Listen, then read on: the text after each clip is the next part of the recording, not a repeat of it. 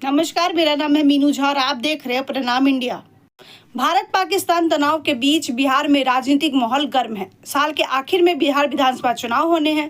राष्ट्रीय जनतांत्रिक गठबंधन यानी एनडीए और महागठबंधन यानी इंडिया ब्लॉक में प्रदेश की 243 विधानसभा सीटों के बंटवारे को लेकर चर्चाएं जोरों पर है। महागठबंधन में फिलहाल अभी सीट बंटवारे का फॉर्मूला तय नहीं हो पाया है, लेकिन खबरें हैं कि एनडीए सीट बंटवारे का फॉर्मूला लगभग तय कर चुका है।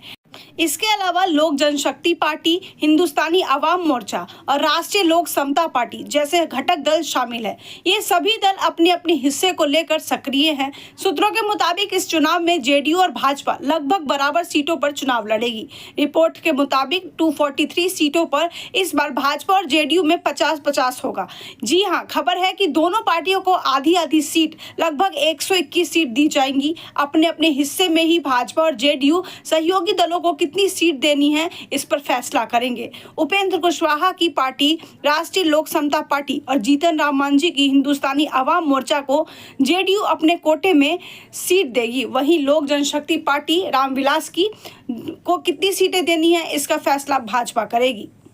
सूत्रों के मुताबिक जेडीयू अपने 121 सीटों में से 100 से 103 सीटों पर चुनाव लड़ सकती है और बाकी सहयोगी दलों को दे सकती है। जेडीयू अपने हिस्से में हम और आरएलएसपी को 10-10 सीटों से ज्यादा नहीं देगी। भाजपा के भी लगभग 100 से 110 सीटों पर चुनाव लड़ने की संभावना है, क्योंकि एलजेपी ने 15 से 20 सीटों की मांग की है। हालांकि राजनीति में कुछ भी तय नहीं होता है।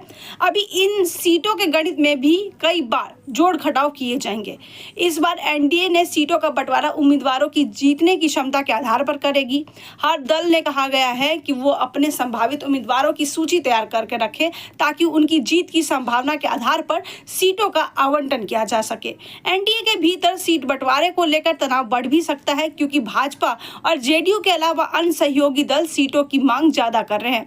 कुल मिलाकर बिहार विधानसभा चुनाव 2025 के लिए एनडीए में सीटों का बंटवारा इतना आसान नहीं होने वाला है। गठबंधन में संतुलन बनाए रखना मुश्किल हो सकता है। 2020 के विधानसभा चुनाव में बीजेपी ने 110 सीटों पर चुनाव लड़कर 74 सीटें जीती थी, जबकि जेडीयू ने 115 सीटों पर चुनाव लड़कर 43 सीट से हासिल की थी। एलजेपीआर ने उस समय अकेले चुनाव लड़ा था और केवल 1 सीट जीत पाई थी, लेकिन उसने जेडीयू को कई सीटों पर नुकसान पहुंचाया था। वह हिंदुस्तानी आवाम मोर्चा 7 सीटों पर चुनाव लड़ी थी, जिसमें से 4 सीटें जीत पाई थी। विकासशील इंसान पार्टी वीआईपी को 9 सीटें मिली थी और वो भी 4 जीत पाई थी। अगर आपको हमारा वीडियो पसंद आया हो तो इस चैनल को लाइक, सब्सक्राइब और शेयर करना ना भूलें।